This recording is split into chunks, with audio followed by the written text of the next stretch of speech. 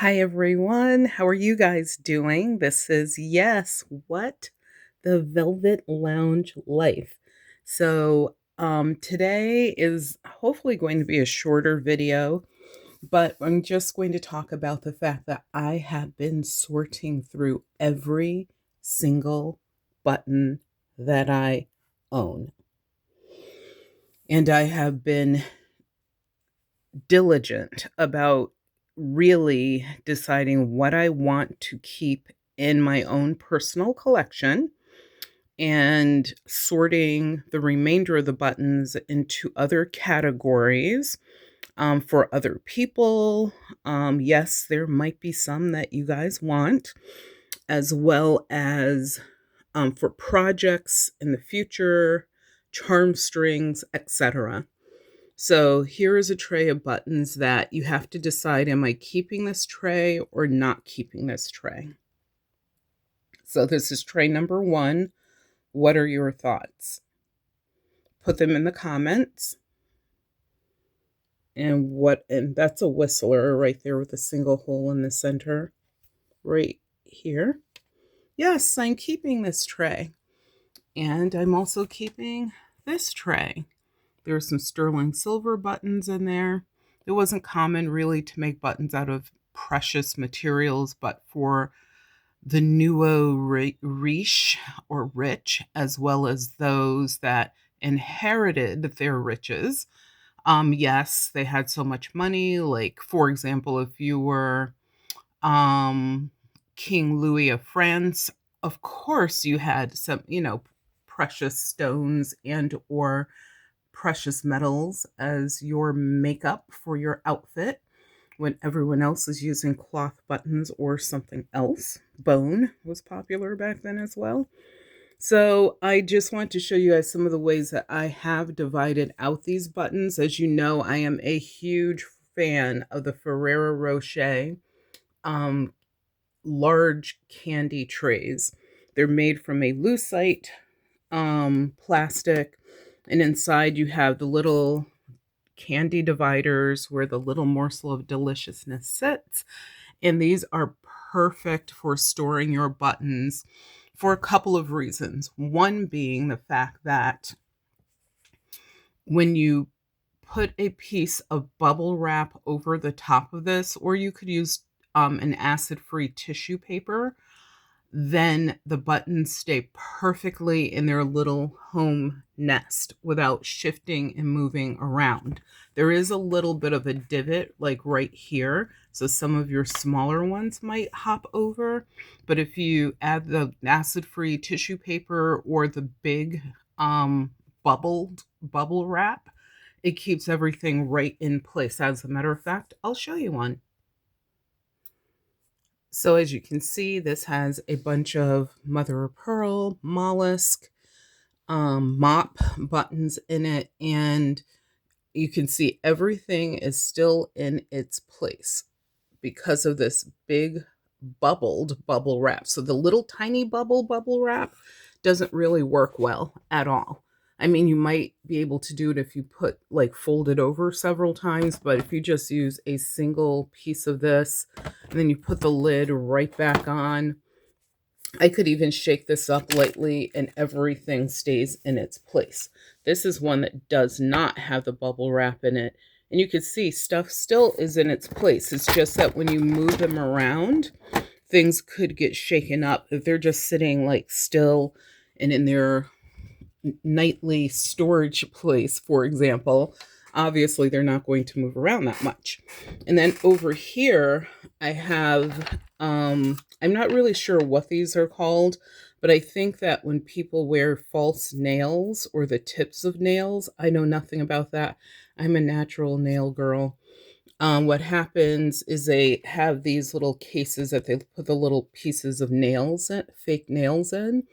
These are also amazing for storing your diminutive, miniature, and your like minuscule, like your tiniest of the tiny. Look at these teeny tiny buttons. These are so small, micro buttons as I call them. And so if you have something like that, or if you're, maybe creating a sample that you could take to trade shows, that you can share when you're giving button history classes or lessons or lectures or talks, whatever it is. As you can see in this one, most all of these have one button in the cell. Actually, I'll even move it over here. You can see it better. One button in the cell. And yes, I labeled each one with what they are. And you could flip them over and also see the backs, because I always say that most people just concentrate on the front of the buttons, but to know the full true history, you do want to look at the button backs as well. Something else I've been using to store my buttons are these. Actually, let me take one out that's fully labeled. Are these cases. I love these cases. I probably have, I'm going to say maybe close to 30 of them. And each one, so you open it here on the side. So it's like double protecting your buttons, because you have this entire case. And then inside you have these smaller cases, which will allow you to store your buttons. I will say, if you fill these too full, they can pop open. So you do need to be careful when you're taking them in and out. But if they're not that full, then I found that they actually stay sealed pretty well.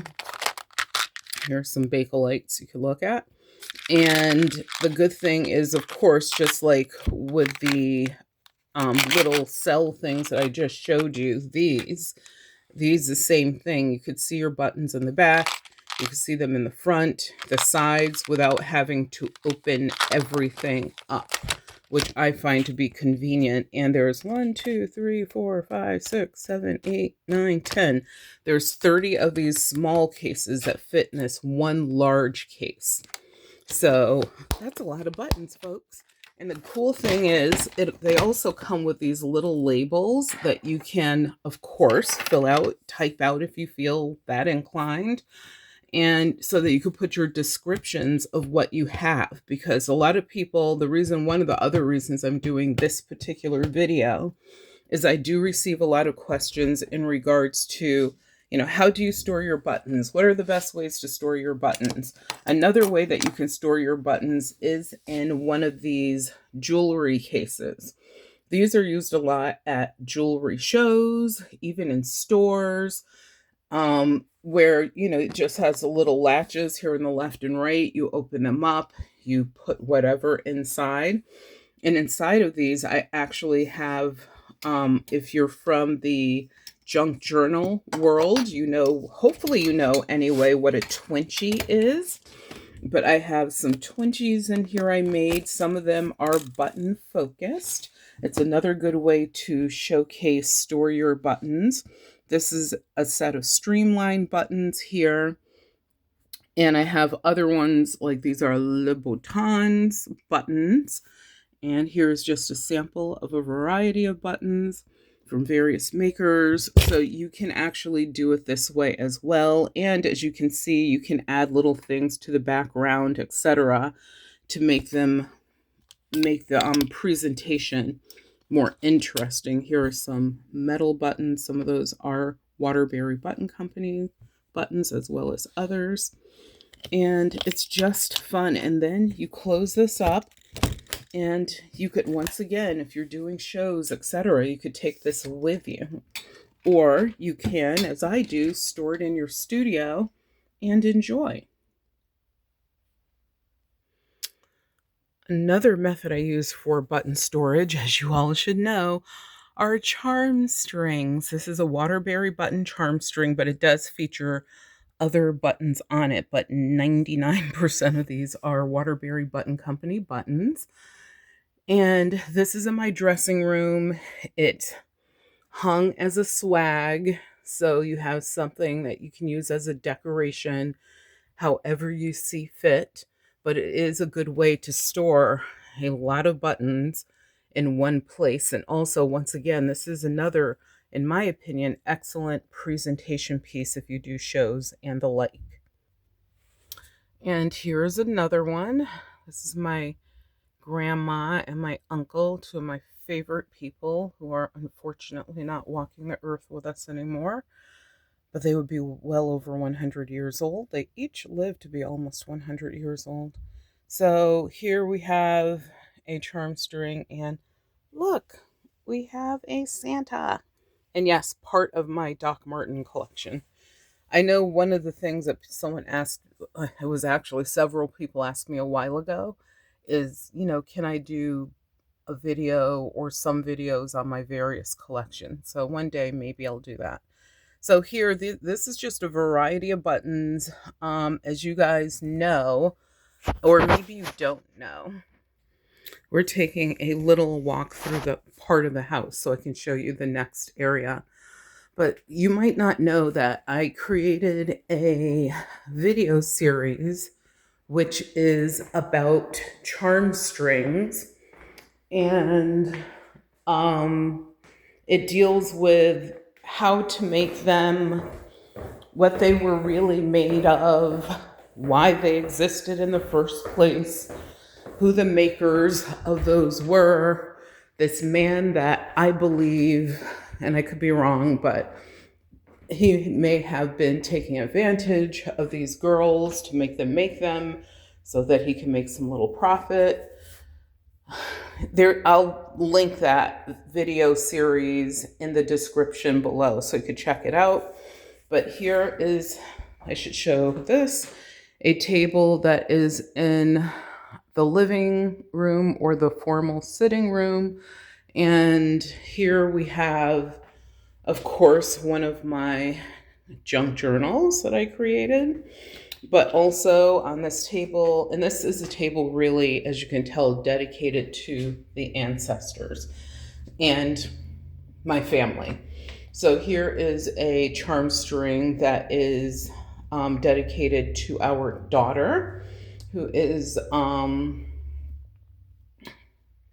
she does a job that is related to this.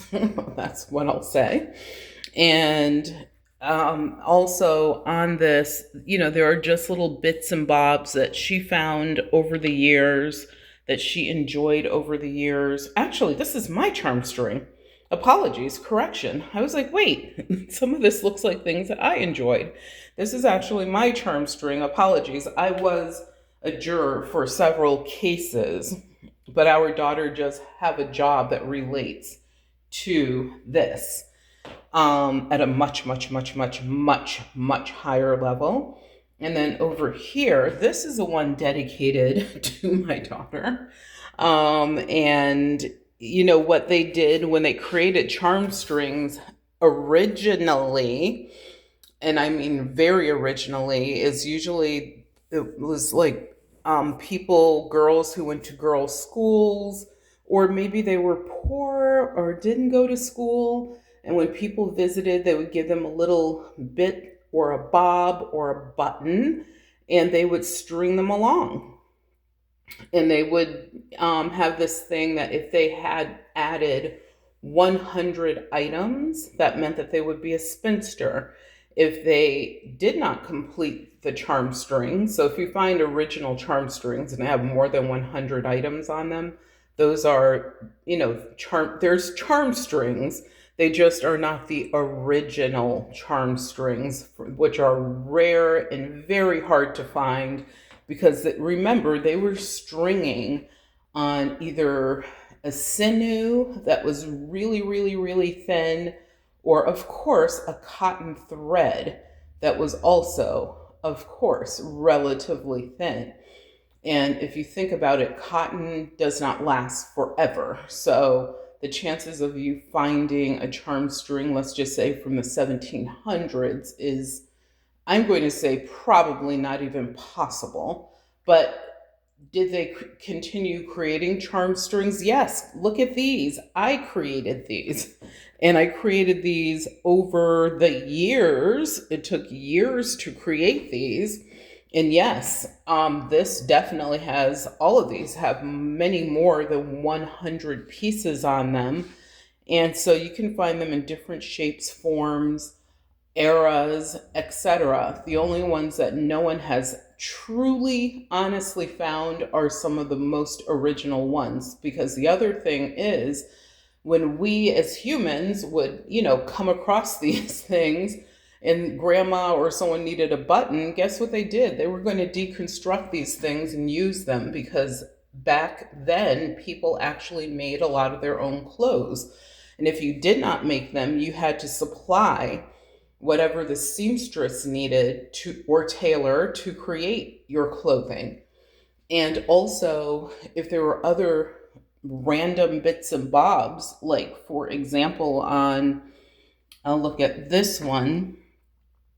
There's this baby pin. If you needed it, guess what? You were going to take that off and use it. And more than anything, the strings simply snapped because they were made of an organic material that was not going to stand the test of time. Now, if someone strung through the buttons, bits and bobs, maybe 4 or 5 times, there's a chance that something like that might survive, but that was not a normal thing to do. It's relatively dark in this closet, but this is another area where I store some of my button collection. I have one more area, but that's in our mechanical room, and I'm not going in there right now. So these are, I ran up the stairs. These are from gum. Literally says that on there. Great place to store your buttons. Just make sure any residue is completely cleaned out. Buttons are in this tray. Some reference materials. Obviously, more trays of buttons back there as well, and boxes. So there are buttons everywhere. This box is almost full. I'm going to be figuring out what to do with these. I don't need them. This one's about 25-30% full, same situation. And here is a bin full of buttons of all different types, shapes, forms, materials, etc. Here is a little project I created with buttons featuring Chanel. And then here's another one I created out of some random buttons that I have from various button makers that you all know. My baby made that for me a long, long time ago. And so you can do artwork with your buttons. And let me show you something else that I really enjoy. This is a book that I created, dedicated. It's a junk journal or an art journal, art book, whatever you want to call it, dedicated to what? Buttons. So easy to know exactly what's in here. And look, I had this piece. Yes, I'm in my bathroom, or part of it, that I was able to create a sort of like a bulb and put a bunch of buttons inside of that. There's a button in there. Yeah, I see it. It's like, should I put that one in there? Yes. And let's look at what's inside. We're not going to look through this entire book, but if you do want to see all the goodies that are inside of it, please let me know down in the comments, and we will definitely do a video on this. You can see part of the toggle to tie and keep this together is a Waterbury Button Company brass swirl button. And inside there are all types of buttons. Yes, some are on cards, some are not. Some I've glued in because I have several of them. Most of them, if not 99% of them, are sewn in. So there's no damage to the button, or you might see something like this with button cards inside of it. Trying to see, what are these made from?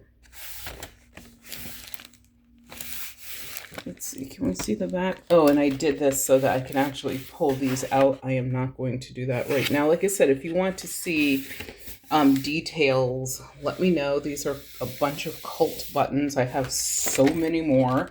I got to, and this is what it looks like when they're sewn from behind, which I think is super cool.